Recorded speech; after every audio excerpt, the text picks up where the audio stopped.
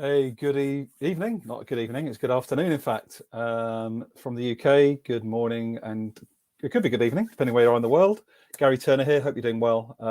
Going live right now to YouTube and to LinkedIn. Just really wanted to share some reflections that I've had this morning on this CEO Climate Alliance article that went out on the World Economic Forum yesterday evening. Really positive message, really positive intent. But I wanted to just get a bit curious, get a bit constructively challenging and reflective, both for myself, but also for you. If you're watching this live or if you'll watch this back, just really wanted to offer some provocation from my lens on the world. So I appreciate this is how I see things, but I'd love your challenges, your additions. This is really a blend of a few different topics for the next 10 or 15 minutes, which is around diversity, equity, inclusion. It's around sustainability and regeneration. It's around corporate leadership, culture. So I'm just going to share with you a few reflections that I've had on reading this particular article. You can find it in the link, whether you're watching this live or watching this back on LinkedIn or on YouTube. You can find a link directly to this particular article. And just a little bit about me, in case we haven't spoken before, one-to-one. My name's Gary Turner, founder of Hexo Change, which is a transformational change practice, really looking to center increasingly the global South voices and their way of life as part of reimagining what it means to be human in the workplace, in society and beyond. And I believe that we achieve that through deepening our connection to ourselves, to one another and to systems at large. And that's really what I'm looking to navigate over the next few minutes, is trying to weave those three different areas together as part of this particular article. So where do I want to particularly start? First of all, I think it's brilliant. There's 90 senior leaders of industry all over the world that are coming together, really to reinforce that we have to come together across sector, across function, globally, to really ensure that we do drive down our carbon emissions and our greenhouse gases below that 1.5% target. Now, I'm no expert in sustainability. Let me put it out there. I work in the chemicals industry. So you could look at me and go, Gary, what the heck are you doing with the point of view talking about sustainability? But I think this is the first point I want to make. It's so increasingly critical, and I'm still learning this, that we can hold opposing views in each hand and have a conversation about them and not go down on Gary's in the chemical industry, therefore he can't care about sustainability, or here's a tree hugger, as they may have said in the 80s, cares about sustainability, therefore they can't work in a business. You know, we've been brought up very innocently or otherwise on this separation, this division, this right and wrong. Whereas we're moving into a world of complexity, as my friends in regeneration would talk about. It's really a pluriversity. You know, it's holding multiple intersectionalities at once all of the time. That's what it means to be human, but it's certainly not what we've been taught. So that's where I'd like to hold the frame for these next few seconds.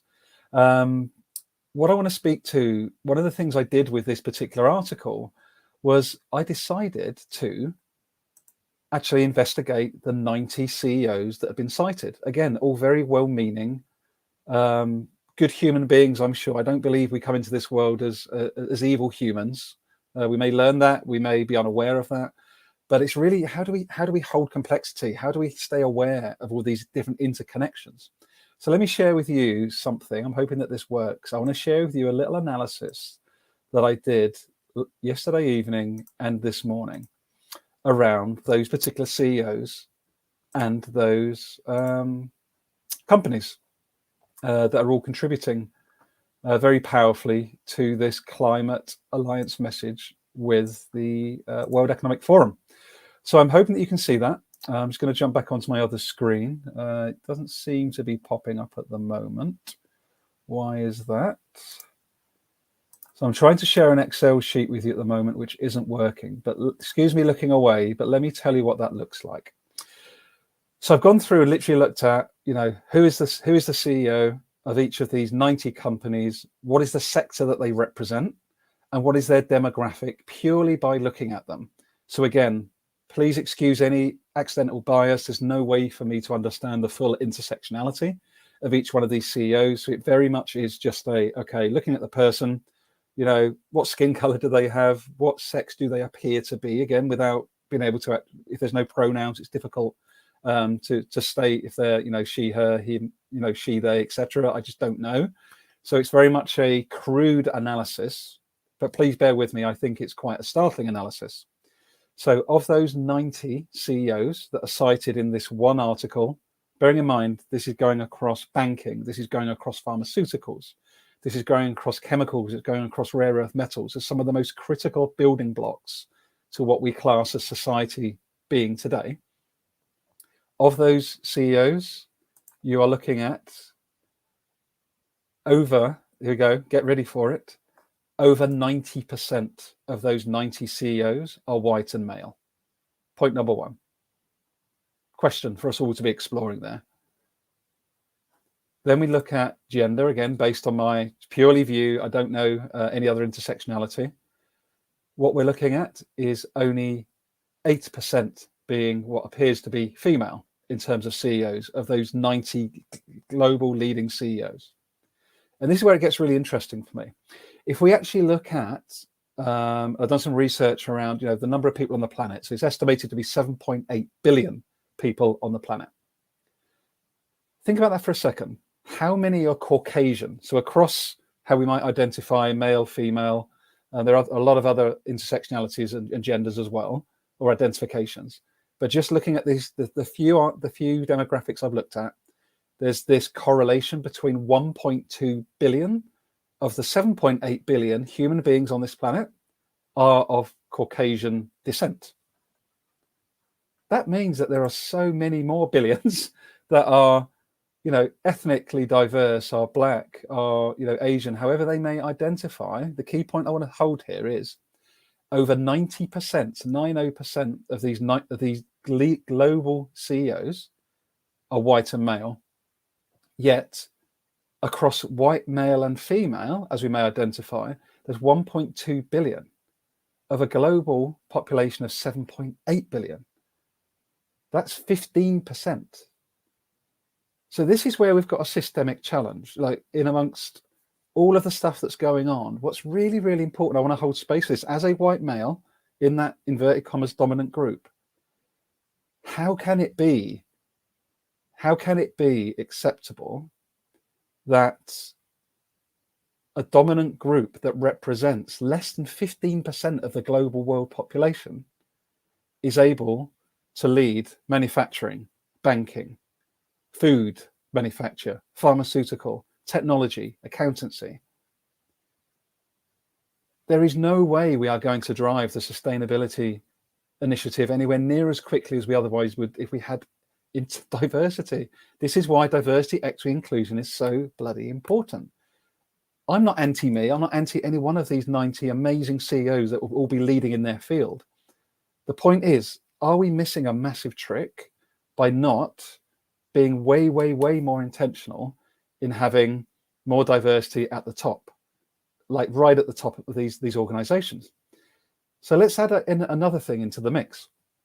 Of these, what appear to, again, Gary's observation, you've got 86, so what have you got? Over 80% are white, and then you've got 12% that are brown skinned. Again, you could say this is not about race. It's not a race share this. It's just part of the intersectionality. The point is zero, nada, black man or black woman, as it appears to identify. Zero. So how can we really be driving forward the climate agenda to reach that 1.5% target if it's a homogenous group of human beings that represent such a small percentage of the world? How can they drive this forward? Honestly, well-meaning, yes, 100%. I'm well-meaning. But if we are not including the very people on which these decisions are being made, how are we going to reach it? This is my question. I'd love you to challenge it. I'd love you to put some questions in the comments. Feel free if you want to come and join me live. And thanks very much. Hi, Edmonton. Hi, Elise. And sorry, I've got LinkedIn user at the moment, so I don't know your name, saying interesting discussion. Thank you very much. So this is really, really important, right? Because if we're not looking at the whole system, the whole intersectionality, how all of these things join up, then we're just going to cause continuous oppression and harm, particularly, and this is the other point I wanted to raise, all of these leaders, every single one, all bar none of those 90 leaders that the World Economic Forum shared yesterday, are in what we call the global north, so Western countries.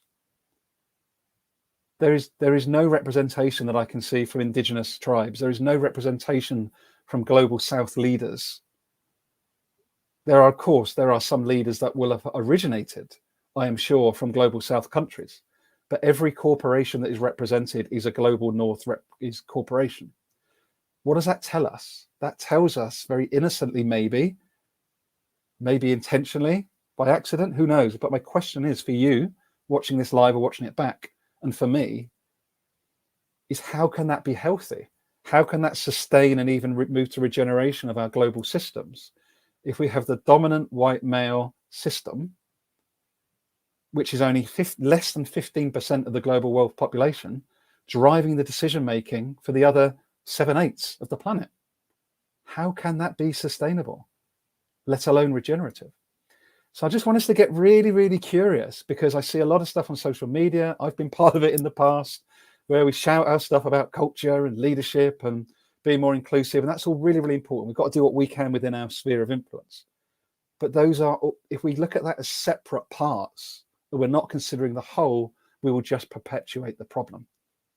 So my invitation from this conversation is to ask some different questions. So what can we be doing within our own spheres of influence, within our families, within our workplaces, within our communities, to join the dots more? This mobile phone, this computer I'm speaking to you through, is not just a mobile phone or a computer. It is made up of plastics. It's made up of rare earth metals like nickel and palladium. It includes a global supply chain that's moving parts all around the world. You know, these are not just phones. You're not just getting an upgrade. You're not just getting a new laptop. There is a lot of harm, to be honest, that is occurring all around the world for me to have this, for you to have this laptop. We just don't know about it because we don't talk about it. We don't engage in dialogue around this stuff. You know, for me to be sitting with the privilege I have as a white male here in the UK, house around me, headset, you know, phone, I don't face any challenge whatsoever, apart from my own mindset every day. That's my only challenge. There are people out there in the global south just wanting to eat off their own land and be left alone, but they're not allowed to because of the regional politics. Global geopolitics is forcing them off that land. That land is being purchased from them, for example, for a monocrop to be put in, rather than them living off their diverse land on which they've lived on for many, many generations. So it's big stuff. It can be quite scary, but it's fun as well. Like, who doesn't want to understand really how the world works? And this is my challenge with this particular article is, if we're pumping out, if the World Economic Forum is pumping out literature to say, very well intentioned, that we are going to change the world, we're going to become net zero, at which cost and at whose cost? It's not going to be at my cost, because I'm sitting here with privilege. I'm sitting here with a well-paid salary in a job. Like, I've got nothing to, yeah, let's go for net zero. I barely have to change anything for us to go for net zero. Who's being impacted by us going for net zero? I read another article, which I'd love to invite you to have a look at as well, by McKinsey & Co., massive consultancy. I'm going to share my screen, and I don't want to take too much more time if you're still with me. Thanks for joining me. I do welcome challenges. You know, this is not a sermon. This is just Gary sharing some reflections and how my world is joining some of these pieces up. But this is really, really important. So this was released this morning. I hope that you can all see that. So this is from McKinsey & Co., major global leading consultancy, talking about the push to go towards solving the net zero equation, 9 requirements for a more orderly transition. That's part of the problem, people. It is not going to be orderly. Like, we're moving away from this linear, let's get our ducks in a row, let's design our model, we go through A to B to C to D to E. That is not the real world. That is not how nature operates. Look at your own life. When has one day ever gone the way that you've designed it? Yeah, I'll take the kids to school. I'll then go have some tea with my friend. I'll then go and have some lunch. There's chaos ensues every single day. If you've got kids, if you've got a dog, just life takes over. So it's just crazy to me how we continue to perpetuate this, get everything lined up in a row, get your budget done, hit your numbers. Like, it's just madness. It's not how life operates. We know that in our body and in our local relationships, but we still buy into this propaganda of, yeah, we'll be okay when we've got the promotion or we've got the new job or et cetera, et cetera. But that's a different conversation. I want to come back to this specifically, which is around the fact that McKinsey this morning are stating that we need to have more, need to try and find it, it's in this document, in order for us to get to net zero, it's going to take more rare earth metals, it's going to take more land, can't quite find it.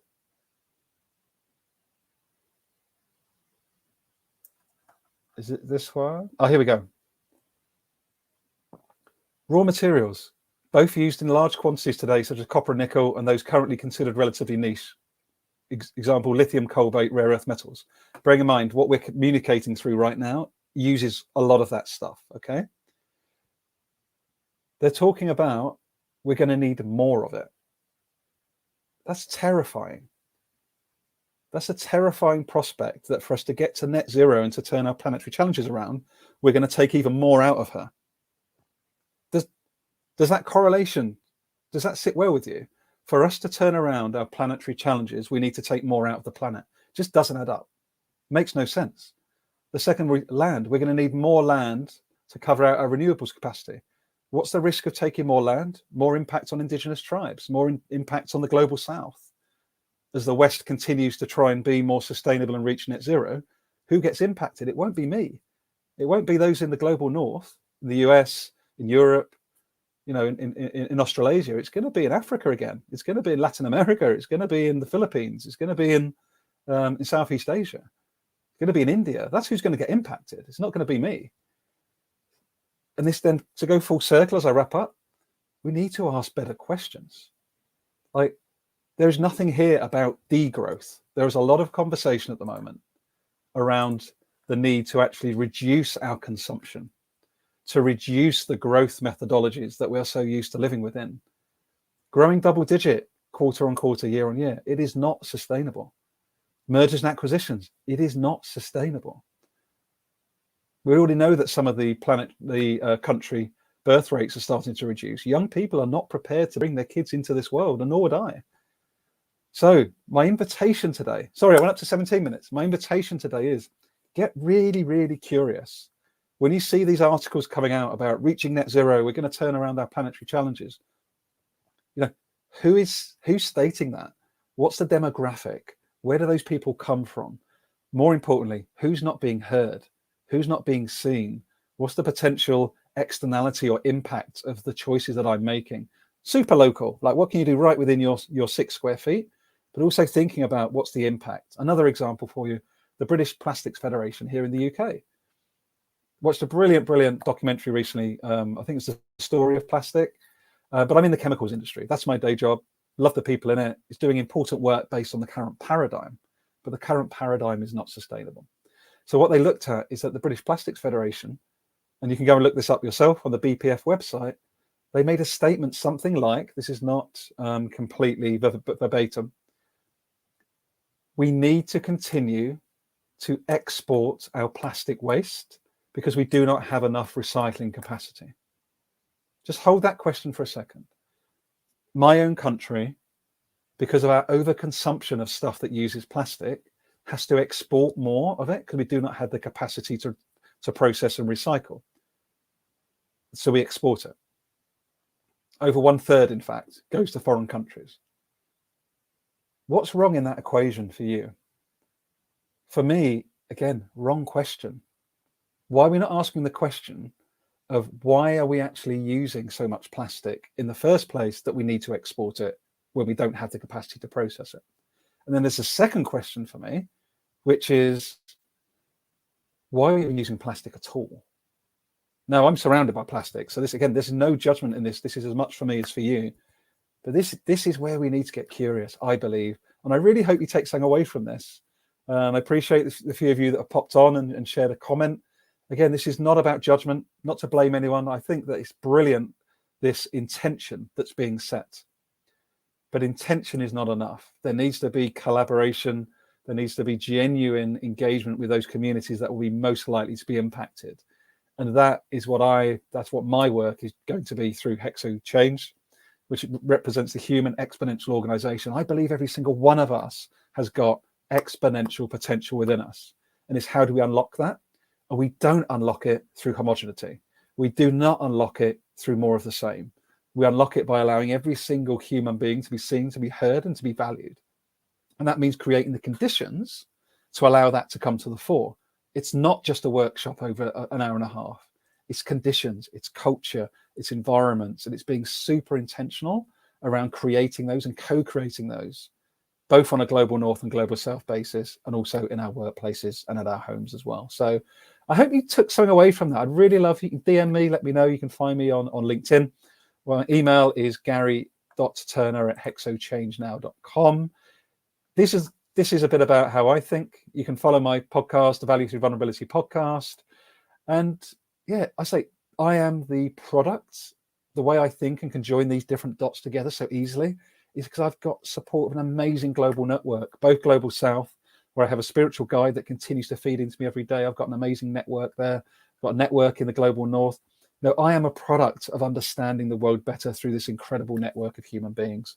And if you're curious to stay in contact with me, I'd love to learn more about you or just catch up again. You can subscribe at hexochangenow.com. And I just send out one update on average per week with a bit of my thinking, updates on the Right Here, Right Now live show, the Inside Out live show that I co-host with my friend and sustainability coach, Lucy Bramley. Yeah, I'm going to be looking to do this more because I need to challenge me more. And I'm hoping that I've offered some provocation and thought for you as you go into the rest of your morning, afternoon, or evening. Again, zero judgment intended, but provocation and challenge, yes, absolutely intended. Have a great day. Have a good evening, and hope to speak to you soon. Take care.